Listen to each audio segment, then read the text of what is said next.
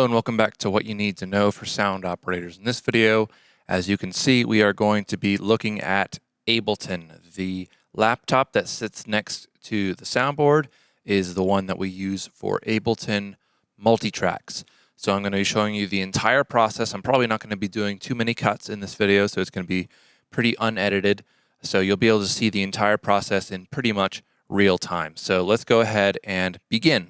The first thing to know is that we've got everything we need to begin right here on the desktop. So we've got a couple of folders here. These folders are Ableton sessions that we have already created, and this one is our Sunday Tracks template. So this is the one that we are going to be using to create our Sunday Multitracks. So we're going to go ahead and begin by duplicating this session right here to create a new session. Now this is just the template, so we don't want to copy and save over the template because then we won't have the template anymore. So we are going to duplicate this.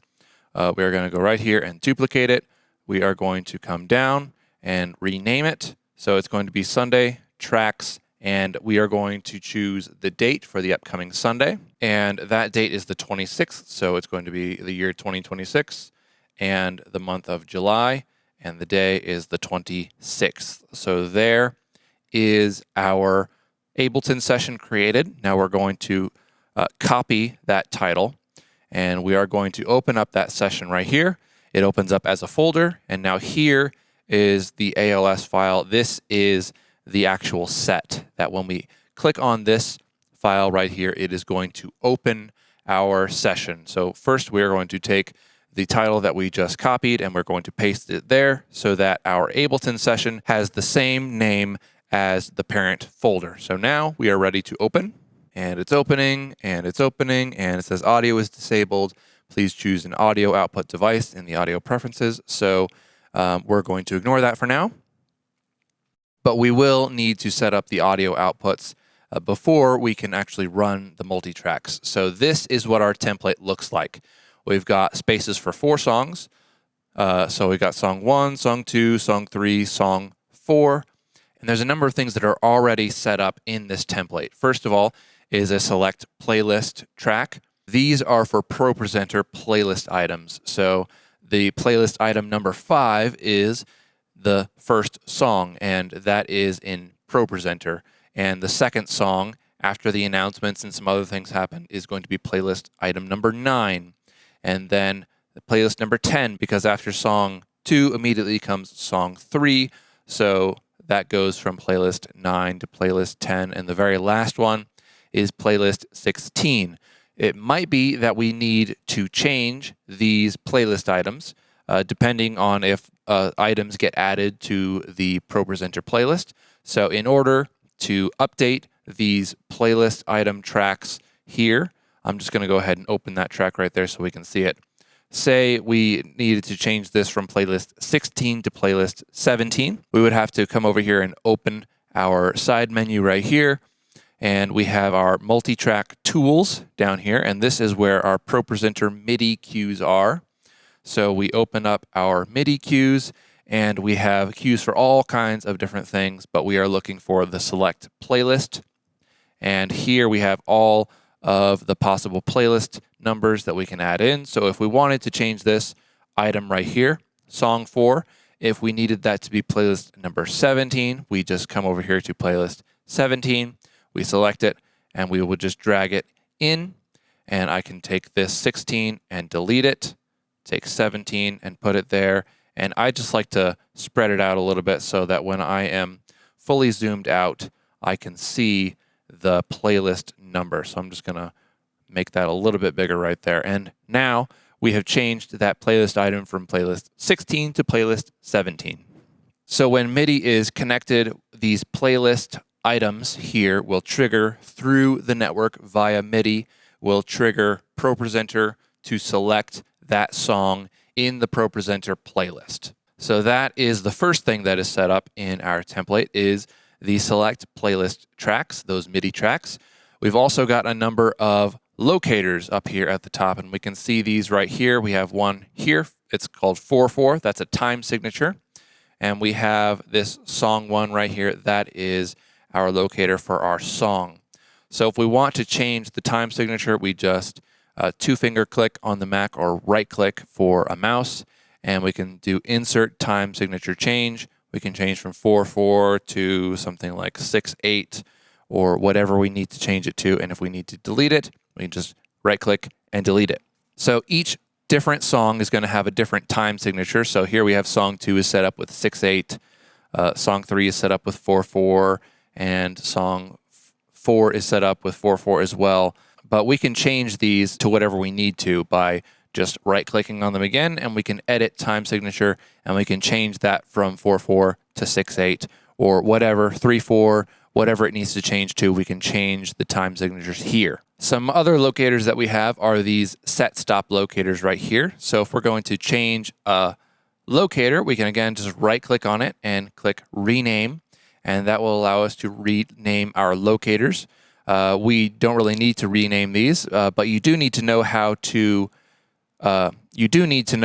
create a set stop. So in order to do that, you would just right-click right up here on the timeline, and it shows that insert time signature change or delete time signature changes, and we also have this add locator. So if we need to add in a set stop, we can add locator, and we type open and close brackets and set stop just like that. Whoops, and it is just like that. When the timeline reaches one of these set stop locators, it will stop the timeline and it will stop the playing of the multitracks. So we have several of these, and again, just right-click to delete it. So we have several of these set stops built into the template. There is no set stop between song 2 and song 3 because song 2 flows straight into song 3. But after song 1, there is a set stop.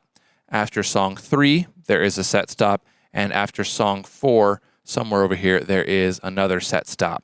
So that is our time signatures and our locators. We can add more locators if we need to, or delete locators if we don't need them. During rehearsals, actually, it might be that we want to use a set stop locator because the band might not be practicing the transition from song 2 to song 3 in a rehearsal. They might just want to practice each song one at a time and then stop and then make notes and do whatever they need to. So if we need to add a set stop between song 2 and song 3, it's the same process. Right-click, add locator, open and close brackets, and just type set stop. So for the purposes of this video, I'm going to leave this set stop here, and we'll see why in just a few minutes, because we have some more things in the template that we need to talk about. One of those is the next track right here, this Go To Next track. This is specifically for the timing of the transition between song 2 and song 3.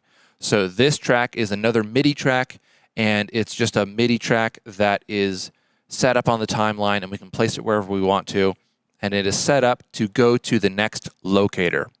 So the next locator after this Go To Next is the song 3 locator.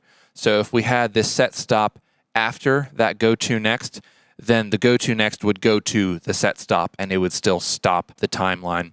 But if we have the set stop before that Go To Next, then the timeline will stop before this can flow into song 3. So that is another part of our template that is already set up. For a rehearsal, a lot of times I will take this set stop and put it in line on the same measure as these other items right here. And the Go To Next right here, I will just go over and I will turn it off so that when the song is playing, it will stop right here and it won't go to the next song. But it will also preserve the functionality of our virtual soundcheck recording MIDI. So we also have another track right here. It's called VS Record. That stands for Virtual Soundcheck Record. These are, again, more MIDI notes that trigger the virtual soundcheck computer to start and stop recording. So at the beginning of a song, if we zoom in, there is a virtual soundcheck record start cue. And at the end of a song, like this one right here, there's a virtual soundcheck record stop. And those are just MIDI cues that are communicating with the virtual soundcheck computer and for the only purpose of recording and stopping the recording of each song. So since this set stop is right in line with that virtual sound check record end, it will stop as soon as it reaches the set stop, but it will also trigger the ending of the recording and the virtual sound check computer. And since we have Go To Next turned off over here, it will not go to the next locator over here, and the transition will not happen during a rehearsal. That is what we want for rehearsal. During Sunday morning, obviously we want song 2 to flow into song 3. So we need to turn on the Go To Next right here, and we position this Go To Next track wherever we need to, and that is just purely for the timing of transitioning from song 2 to song 3. Also, we need to, on Sunday morning, delete the set stop that we have created right here, so we'll just right-click and delete it, and this is what it'll look like for Sunday morning. But of course, for rehearsal, we need to have our set stop in there, and we need to turn off the Go To Next so that we can rehearse each song one at a time and we don't have to worry about transitions. That's the basics of our template that we have, and whatever changes we need to make to this template, we will make them as soon as we start bringing songs in. So we're going to go ahead and start doing that now.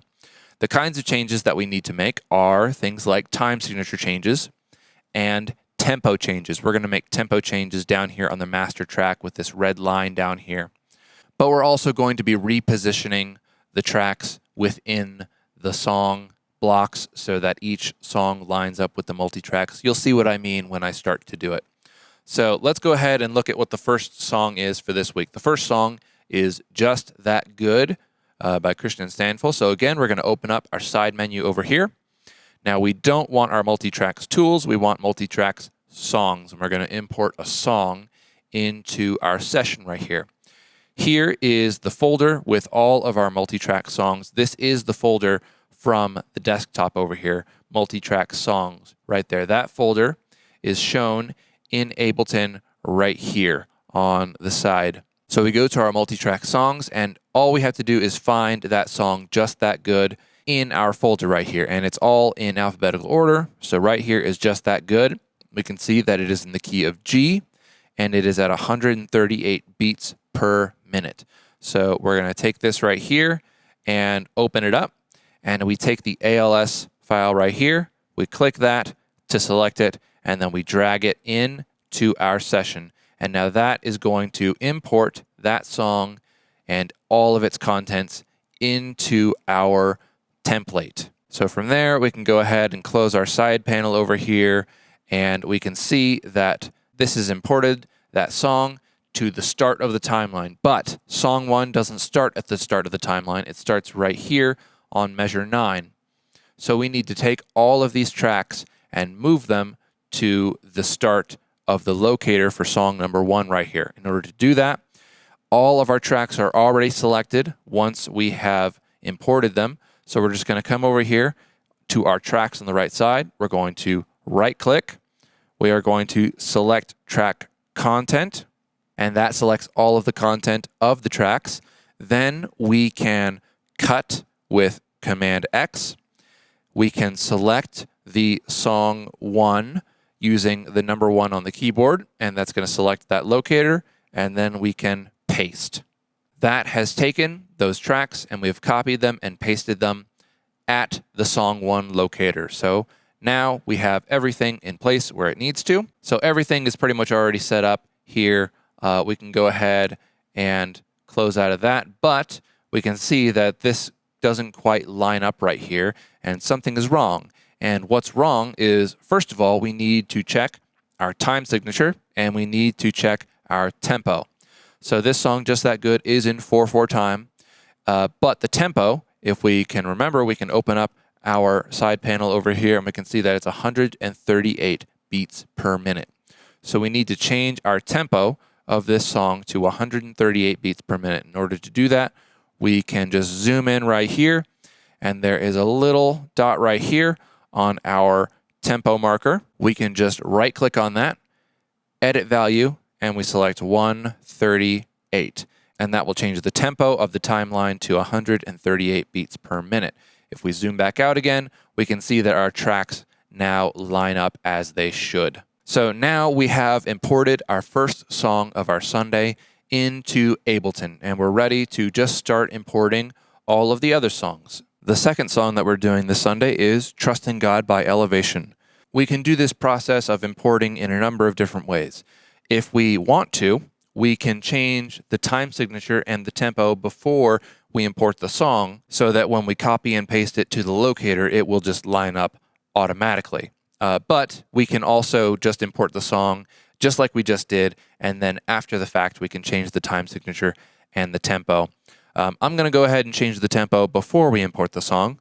So right here, right before that song, I'm just going to click right here and create another marker right here on the tempo track, and that is going to make it so that when I change the tempo for the second song, it will prevent the tempo from changing on the first song. So when I raise and lower the tempo on this, you can see that it starts to curve there. But if I delete this right here, it's going to raise and lower the entire timeline, and we do not want that. We want to preserve the tempo, and we want to preserve the same tempo across the entire song for our first song. And we can't have the tempo changing.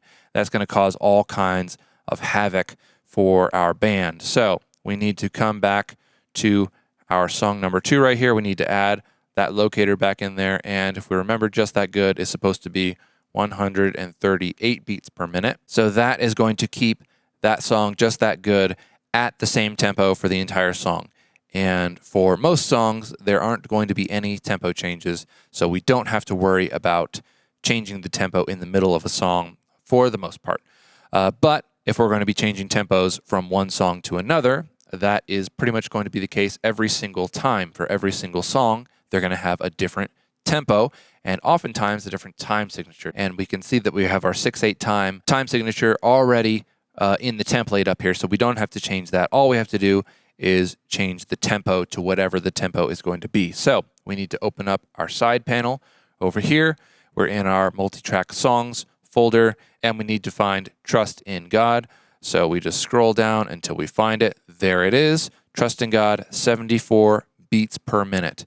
So I can come right over here to our song 2 tempo, right click, edit value, 72 beats per minute, hit enter, and that is going to change our tempo for our second song. For Trust in God right here, 74 beats per minute, not 72. So let me just click that and drag it up to 74 real quick. Yes, so we want to make sure that we actually type in the correct tempo. Otherwise, again, that will cause all kinds of havoc that we do not want to cause. So we're going to go ahead and take that song and drag it into our tracks. They're already selected, so we can select the track content. We can cut it. We go to our second song locator and we paste. And there we have our second song right after our first song here. And we can just close up that folder right there. All of the tracks are enclosed in these folders. So if we want to expand the folder and see all of the tracks and turn tracks on and off, we can do that here. But for the most part, we're just going to have, on a Sunday morning, we're going to have the folders closed, and we're just going to be selecting the songs between using the numbers 1 through 4 on the keyboard. Okay, so we've got 2 songs in. Let's go ahead and do our third one now. So we're going to go to our song 3 right here. And there's a little bit of a funny thing that happened right here. Since we're changing from 6/8 time to 4/4 time, the Ableton just adds in this little blank space right here to make up for that time signature change. So I'm just going to really quickly just take these over and line them up onto an actual spot in the timeline, and we can see that that little black space kind of goes away right there. So this is just going to make everything line up on our timeline a little bit more easily. Song number 3 is King of Kings by Hillsong. So again, we can change the time signature and the tempo beforehand, so I can add a little marker down there to prevent our tempo from changing, and I can add one on here for song 3. Now let's go ahead and look for that song. King of Kings is right here, 68 beats per minute. So we come over to that locator and we right click, edit value, 68 beats per minute. And that is just a slight change from 74. but it is also in 4/4 time. So it's going to be a completely different feeling song, even though there's that small change in the tempo. And luckily, our template is set up with 4/4 time already, so we don't need to change our time signature for this song. All we have to do is come over and bring the ALS file and drag it in. And there we go. We can, again, select track content, cut, select track 3 using the number 3 on the keyboard, and paste. Now, King of Kings is in place as song number 3, and we can close that folder right there, and there we go. So there's song 3 taken care of. Now we have song 4 to bring in. So song 4 is going to be How Good Is He by Vertical Worship. So again, we have that black space right there. I'm just going to, again, remove that by moving our markers and tracks onto the timeline so that that black space goes away.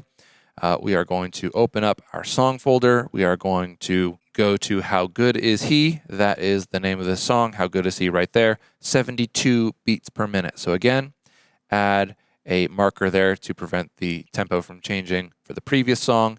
Add another marker for the next song, song 4, and again, that is 72 beats per minute. So there we go, 72 beats per minute. And if you can't tell where I can see the tempo, again, it's right there. It's with the song title, the key, and the tempo. And this is important because we have some songs in here which we might have in multiple different keys. Let's see, like Thank You, Jesus, for the Blood down here. We have it in the key of A flat and the key of B flat. It's the same tempo, it's the same song, it's the same tracks, it's the same everything, but one of them is in the key of A flat and one of them is in the key of B flat. We also have Praise in the key of C and the key of B right there. So it's important to get the correct key as well as the correct everything else. So you just want to be on the lookout for that. Make sure that you know what key you are importing the tracks in so that you can avoid any confusion. You know, if the band is bringing Praise in the key of B and that's what they've practiced, but we import Praise in the key of C, obviously that's going to cause a lot of problems. We're going to have to re-import that song in the correct key. So back to How Good Is He, we are going to go back to that song right here, 72 beats per minute. Well, we have that set here, 72 beats per minute. We are going to, and the time signature is also in 4/4. So we are just going to bring that ALS file right here, drag it in, there we go, and right click and select track content and cut, select track 4 on the keyboard and paste. And now there we go. There is all 4 of our songs imported into our Ableton file. So this, at this point, we can just zoom out and we can save. And I just clicked Command S, but you could also go up to our file and save the live set. And you want to save your work, obviously, because we just did all that work and we don't want to have to do it again. So now that we have all of the songs imported, we are just going to trim up the timeline and make it a little bit easier to work with. There's a couple of things that I do for this.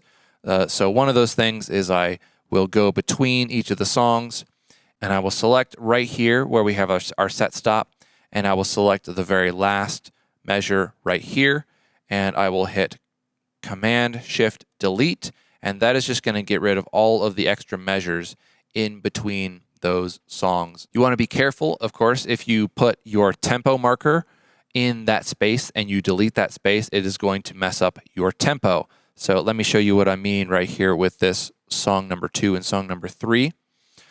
So right here, I'm going to zoom in to the beginning of song number 3. I am going to put that marker right there. I'm going to leave it right there so that it doesn't actually change our tempo.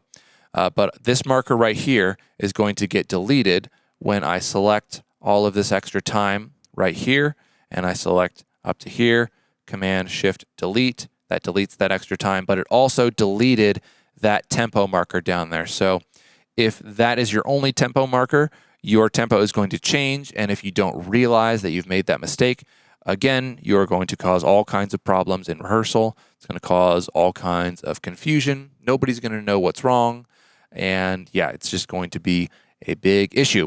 Before I move on, I want to remember this go to next track right here. The way that this works is that once the timeline reaches this marker, it will wait until the end of the measure, and then at the end of the measure, it will skip to the next locator over here.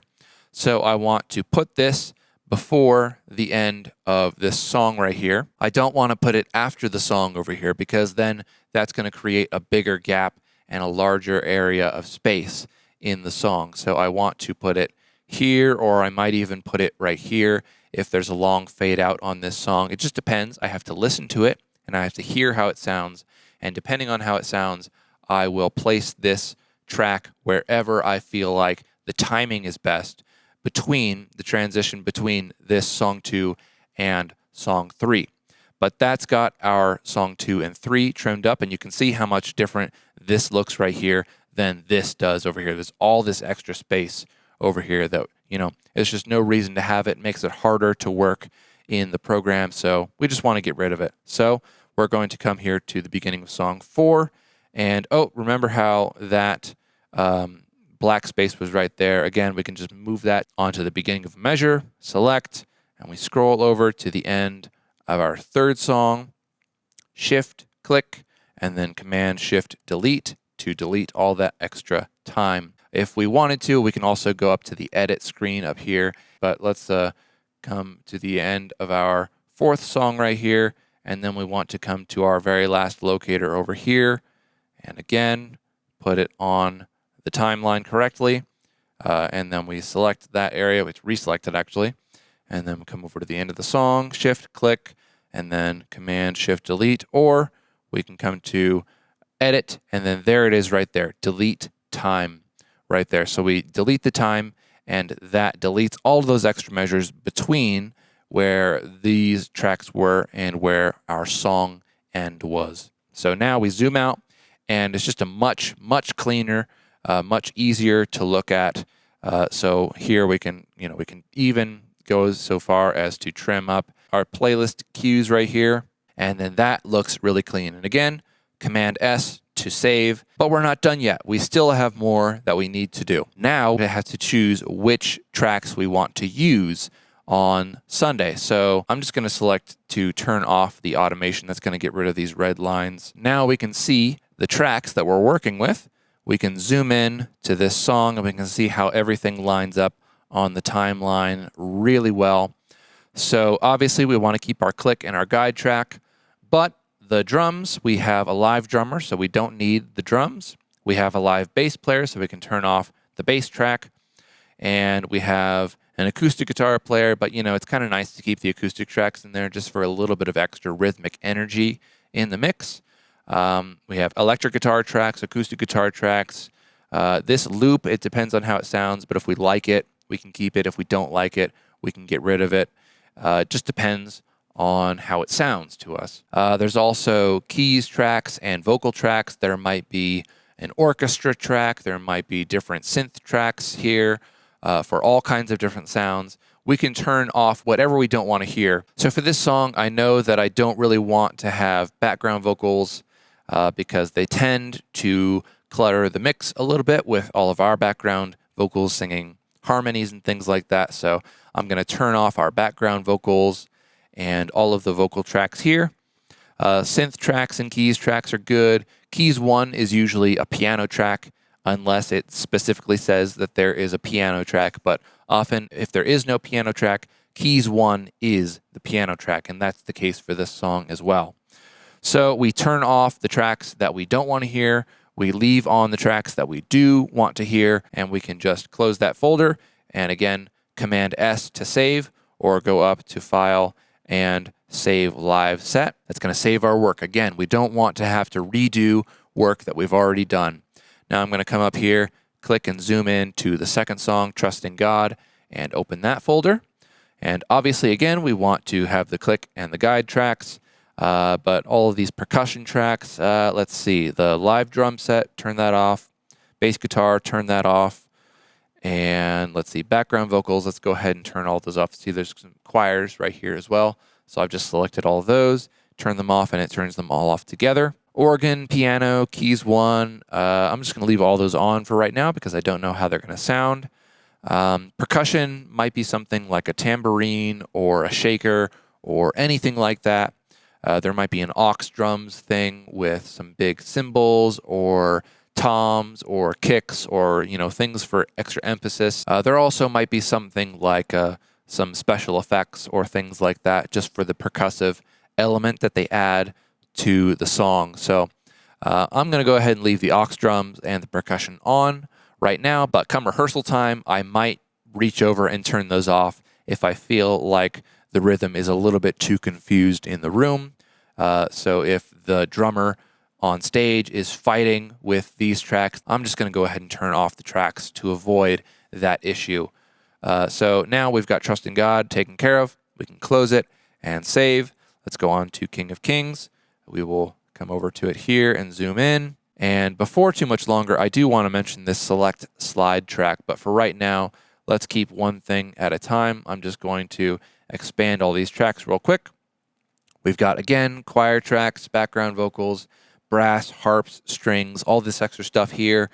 I think I want to keep it a little bit lighter on the tracks this week so that we don't have a whole lot of extra sound coming from the tracks. I want most of the sound to come from the band. That way, if the band is, crashing and burning and they get off of time with the tracks and they get off the grid, it's not going to be too big of a deal because the tracks are adding so little sound that, the congregation can't really tell. So again, we did the same thing that we did for all the other songs. We took out the bass, we took out the drums, this percussion track, we might keep that, we might not.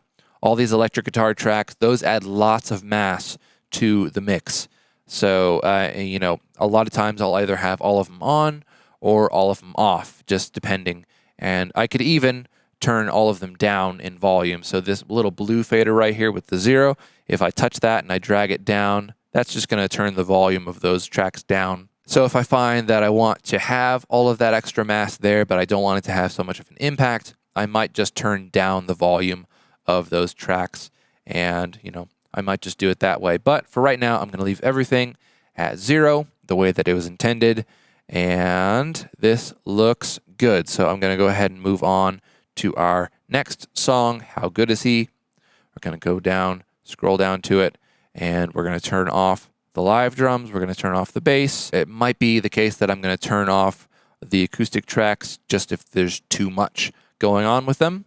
I'm going to turn off the background vocals, and I'm going to leave everything the way that it is. Okay, now, again, before I forget, I want to save. So I just hit Command-S on my keyboard, or again, go to File and Save Live Set. So we want to talk about these gray select slide tracks right here. Let me go over to just that good. That's the one that I have selected right here. Here is the select slide track. This is, again, a MIDI track. And this MIDI track is communicating with ProPresenter, just like our select playlist track is up here. Each song has lyric slides that go with it, and those are in ProPresenter, and those are set, and they do not change. They should not change. If somebody changes our lyric slides in ProPresenter, then it means that our select slide track here breaks and it is unusable. So we want to make sure that those lyric slides do not change in ProPresenter. But on the select slide track right here, this is just a little MIDI note that is sending a cue to ProPresenter to change to the next slide in time with the lyrics, with the rhythm of the song. And unless I'm forgetting everything, that is everything that we have to do to set up our Ableton Multitracks every single week on a Sunday morning. So again, if you make a change and you want to save it, here's Save Live Set right there. We can just click that, and now everything that we have done is saved.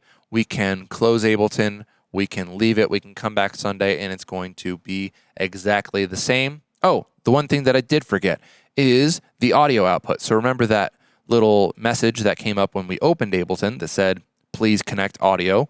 Ableton doesn't work unless you connect an audio output. So we need to connect an audio output, and that audio output is Dante. Dante is a network device that allows us to transport audio from device to device across the network. It's not brand specific or anything, so you can just have a Dante enabled device And like our soundboard is a Dante-enabled device, and our ProPresenter computer is a Dante-enabled device, and this laptop right here is a Dante-enabled device, and the virtual soundcheck computer is a Dante-enabled device, and we could have instruments on stage that use Dante as well. So anyway, Dante is a network device that transports audio, and that is the device which is our audio output device. So we hit Command comma to open our preferences, and then we want to go to the audio tab right here.